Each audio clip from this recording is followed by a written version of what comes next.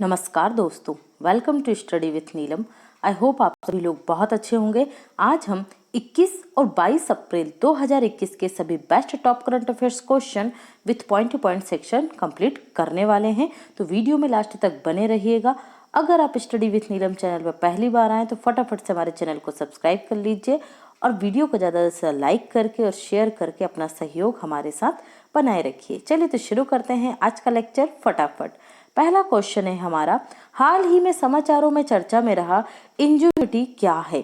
तो इंजनिटी क्या है भाई, बहुत ज़्यादा चर्चा में है और राइट आंसर होगा यहाँ पर हमारा, ये एक छोटा रोबोट हेलीकॉप्टर है। क्या है? एक छोटा रोबोट हेलीकॉप्टर है। क्यों है ये चर्चा में? तो आज से हमने पढ़ने का थोड़ा सा नया तरीका बनाया है, देखते हैं। अगर आप लोगों को ज़्यादा पसंद आए तो इसे लाइक करके हमें बताइएगा, कमेंट सेक्शन में बताइएगा। और अगर पुराने वाले तरीके से पढ़ना है तो हम उस पर भी आ सकते हैं। तो इंजनिटी से जुड़े हुए महत्वपूर्ण पॉइंट हम देख लेते हैं। मंगल ग्रह पर उड़ान भरने वाला पहला हेलीकॉप्टर कौन सा है? इंजनिटी है। किसने लॉन्च किया इसे? तो इसे नासा के परसिवेरेंस रोवर के द्वारा ले जाया गया था। कब? जुलाई 2020 में। ओके, अब इसकी लॉन्चिंग हो गई है। इस हेलीकॉप्टर में वायरलेस संचार प्रणाली लगी हुई है और कंप्यूटर, नेविगेशन सेंसर और 2 कैमरों से युक्त है। ये क्या? इंजनिटी हेलीकॉप्टर। कहाँ पर? मंगल की सतह पर। यह क्या काम करेगा? तो यह इंजनिटी हेलीकॉप्टर जो है मंगल ग्रह पर उन स्थानों की सतह से नमूनों को एकत्र करने में मदद करेगा जहां रोवर नहीं पहुंच सकता है। ओके, तो राइट आंसर क्या रहा हमारा? इंजनिटी। नेक्स्ट देखते हैं क्वेश्चन, हाल ही में माउंटेन अन्नपूर्णा को फतह करने वाली पहली भारतीय महिला कौन बनी है? तो राइट आंसर होगा यहाँ पर हमारा प्रियंका मोहिते। कौन बनी है? प्रियंका मोहिते बनी है। माउंट अन्नपूर्णा को फतह करने वाली। माउंट अन्नपूर्णा ये नेपाल में स्थित है और हिमालय का ही एक चोटी है। ठीक है, जो विश्व की क्या है, 10 बड़ी चोटियों में शामिल है। तो यहाँ देख लेते हैं हम, महाराष्ट्र के सतारा की प्रियंका मोहिते ने पर्वत अन्नपूर्णा की चढ़ाई की है। ये विश्व की 10वीं सबसे ऊंची पर्वत चोटी माउंट अन्नपूर्णा को फतह किया है। ये नेपाल में स्थित है और हिमालय पर्वत का ही एक भाग है। अफ्रीका महाद्वीप में स्थित सबसे ऊंची चोटी माउंट किलिमंजारो है, जो किस देश में? अफ्रीका के तंजानिया में। इसको फतह करने वाले सबसे युवा व्यक्ति कौन बने थे अभी? तो ये बने थे सबसे युवा पर्वतारोही विराट चंद्र। ठीक है, कहाँ से हैं ये विराट चंद्र? तेलंगाना से। कितनी है इनकी उम्र? 7 वर्ष की है। ओके, तो ये भी आप याद रखेंगे।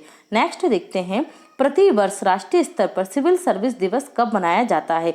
तो राइट आंसर होगा यहाँ पर हमारा 21 अप्रैल को।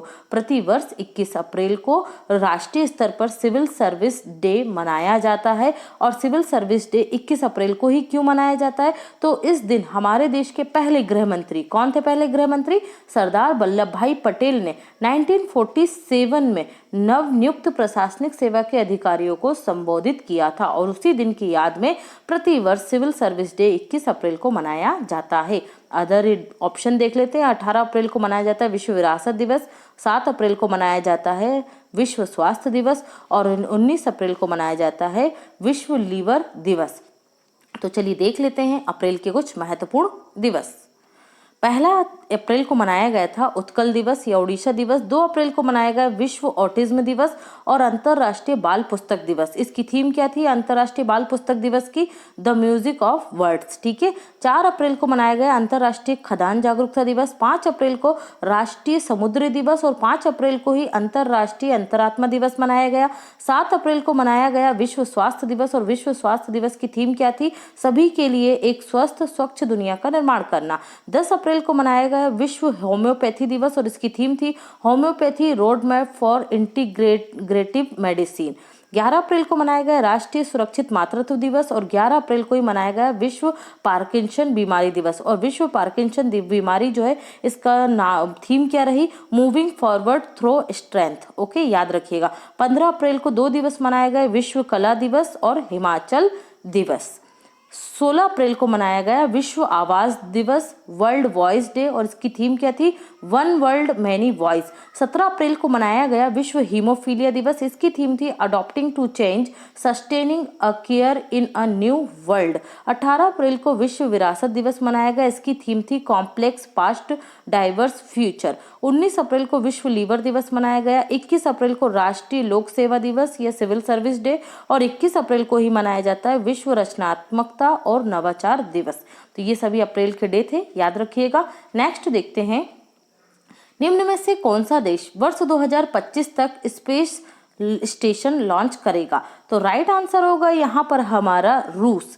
क्या करेगा? रूस इंटरनेशनल स्पेस स्टेशन को लॉन्च करेगा अपना खुद का। कब तक? 2025 तक। तो देख लेते हैं ये क्या है। रूस की अंतरिक्ष एजेंसी ने 2025 तक अपने स्वयं के स्पेस स्टेशन को लॉन्च करने की घोषणा की है। रूस की अंतरिक्ष एजेंसी का नाम क्या है? याद रखिएगा, रॉसकॉमॉस है। क्या है? रॉसकॉसमॉस। इसरो कहाँ की है? इंडिया की है। नासा कहाँ की है? तो ये अमेरिका की है। जाक्सा कहाँ की है? जापान की है। ठीक है, तो ये इतना याद रखिएगा आप। रूस की अंतरिक्ष एजेंसी रॉसकॉसमॉस ने ये घोषणा की है, रूस इंटरनेशनल स्पेस स्टेशन परियोजना से हटने पर विचार कर रहा है। इंटरनेशनल स्पेस स्टेशन यह अब तक का सबसे महत्वाकांक्षी अंतरराष्ट्रीय सहयोग था, जिससे रूस ने क्या विचार कर रहा है? रूस इससे हटने की मतलब विचार कर रहा है। उसके बाद ही ये क्या करेगा? अपना स्पेस स्टेशन तैयार करेगा इंटरनेशनल लेवल पर। तो इंटरनेशनल स्पेस स्टेशन ये कब बना था? ये योजना कब आई थी? 1998 में प्रारंभ हुई। इसके अंतर्गत कौन कौन से देश शामिल है? तो बहुत इंपॉर्टेंट है, याद रखिएगा। रूस, यूरोपीय अंतरिक्ष एजेंसी, अमेरिका, कनाडा और जापान इसमें शामिल हैं। और अभी कौन बनाएगा अब 2025 तक अपना स्वयं का स्पेस स्टेशन? तो ये बनाने की घोषणा की है रूस ने। नेक्स्ट देखते हैं, निम्न में से प्रतिवर्ष विश्व प्रेस स्वतंत्रता सूचकांक कौन जारी करता है?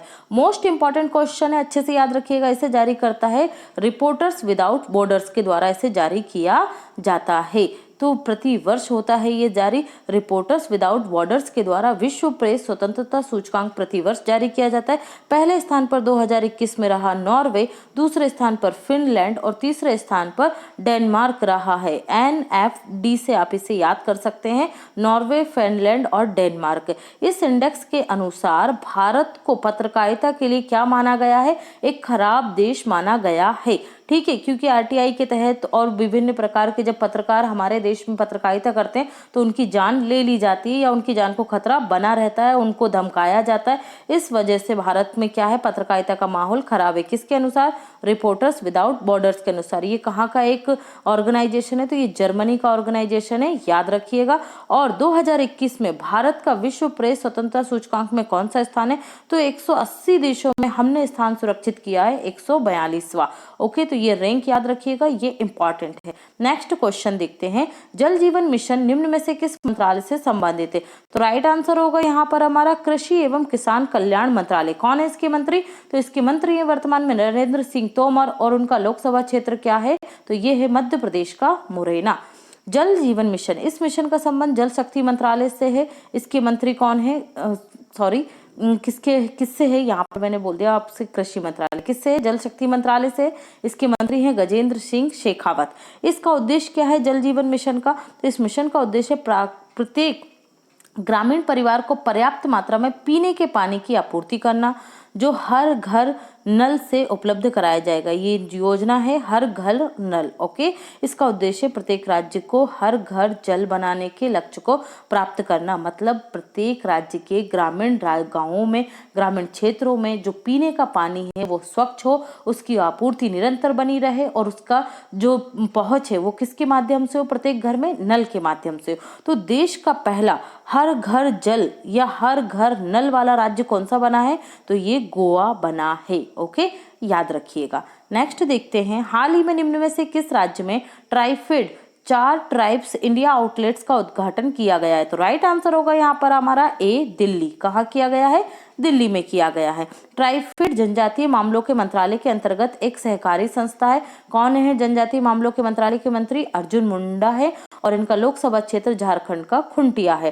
ट्राइफेड का मुख्यालय आपको मिलेगा नई दिल्ली में। ट्राइफेड का फुल फॉर्म क्या होता है? याद रखिएगा, the tribal cooperative marketing development federation of India. इसकी स्थापना कब हुई थी? 1987 में हुई थी। इसका मुख्य उद्देश्य या कार्य क्या है? तो ये क्या कार्य करता है? यह आदिवासी कार्यक्रम और वनवासियों की आजीविका को बढ़ावा देने के लिए संपूर्ण देश में अपने आउटलेट्स का परिचालन करता है, जहां पर आदिवासी और वनवासियों द्वारा बनाए गए हस्त निर्मित जो उत्पाद होते हैं उनका क्या करना, उनको एक आउटलेट्स के माध्यम से उनकी बिक्री बढ़ाना, जिससे आदिवासी और वनवासियों की आजीविका सुनिश्चित की जा सके।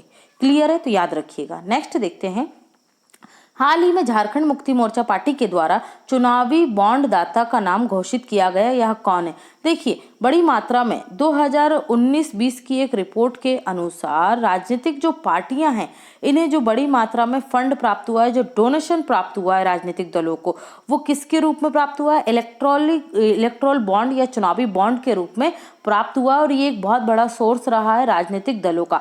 तो पहली बार झारखंड मुक्ति मोर्चा, जिसके मुख्यमंत्री कौन है भाई? हेमंत सोरेन है झारखंड में। उन्होंने पहली बार इसको उजागर किया है और नाम घोषित किया है कि भाई किन्होंने इनको दिया था?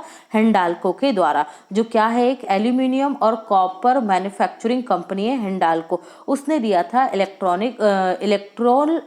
बॉन्ड या चुनावी बॉन्ड। किसे? तो ये झारखंड मुक्ति मोर्चा पार्टी को। तो ये आप याद रखेंगे। और अभी हमारे जो चुनाव आयोग है, इसके 24वें मुख्य निर्वाचन आयुक्त कौन बने हैं? तो सुशील चंद्रा बने हैं। कौन बने हैं? चुनाव आयुक्त सुशील चंद्रा बने हैं। चुनाव आयोग की बात आई है तो पहले चुनाव आयुक्त कौन थे हमारे? सुकुमार सेन थे। पहले चुनाव आयुक्त कौन थे? सुकुमार सेन थे। ओके, याद रखिएगा।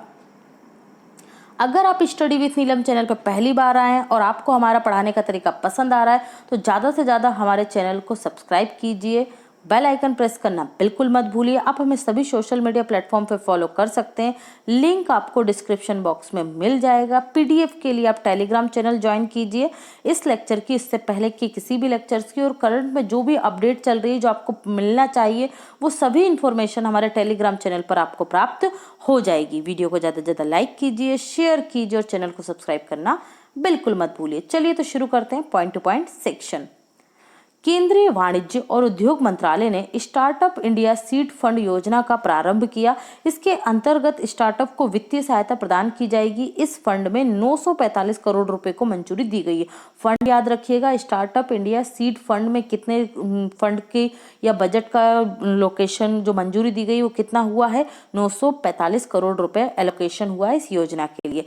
ये योजना कब से लागू होगी? तो 1 अप्रैल 2021 से ये 4 वर्षों के लिए लागू की गई और 4 वर्षों में ही इस 945 करोड़ के बजट को विभाजित किया गया है। ओके, नेक्स्ट है, हाल ही में चाड के राष्ट्रपति इदरिस डेबी इट्नो का युद्ध घावों में निधन हो गया। यह चाड के राष्ट्रपति के रूप में उनका 6वां कार्यकाल था। ओके, कोडेक्स समिति का 5वां वर्चुअली सम्मेलन की मेजबानी भारत द्वारा की गई। इस समिति का संबंध किससे है? कोडेक्स समिति का जो सम्मेलन हुआ तो इसका संबंध है मसाले और जड़ी बूटियों से। ठीक है, मतलब मसाले और जड़ी बूटियों का एक मतलब उनकी निरंतर खेती करना, उनको मानव जीवन के लिए उपयोगी बनाना। यह एक अंतर सरकारी निकाय है जिसका गठन 1963 में किया गया था। इसकी स्थापना संयुक्त राष्ट्र संघ के खाद्य और कृषि संगठन, जिसका मुख्यालय आपको मिलेगा रोम में, और विश्व स्वास्थ्य संगठन के द्वारा मिलकर की गई थी। कब? 1963 में। और 2021 में इसकी समिति की अध्यक्षता किसने की? वर्चुअली ऑनलाइन भारत द्वारा की गई, इसलिए इंपॉर्टेंट है। हाल ही में गोवा के नए राज्यपाल कौन बने हैं? तो जो हमारे 23वें मुख्य निर्वाचन आयुक्त थे उन्हीं को बनाया गया गोवा का राज्यपाल। कौन? सुनील अरोड़ा को। और अब हमारे निर्वाचन आयुक्त कौन बन गए? मुख्य निर्वाचन आयुक्त तो सुशील चंद्रा बन गए। ठीक है, गोवा के जो राज्यपाल थे अभी तक अतिरिक्त प्रभार कौन संभाल रहा था? तो महाराष्ट्र के जो राज्यपाल है भगत सिंह कोश्यारी, उन्हीं के पास गोवा के राज्यपाल का अतिरिक्त प्रभार था, और अब गोवा के राज्यपाल बन गए हैं सुनील अरोड़ा। याद रखिएगा। देश के 24वें क्रम के मुख्य निर्वाचन आयुक्त सुशील चंद्रा बने हैं। रेलवे बोर्ड के नए चेयरमैन और सीईओ कौन है? सुनीत शर्मा बने हैं। नेशनल सिक्योरिटी गार्ड एनएसजी के डायरेक्टर जनरल कौन है? एमए गणपति बने हैं। सुप्रीम कोर्ट बार एसोसिएशन के नए अध्यक्ष विकास सिंह बने हैं।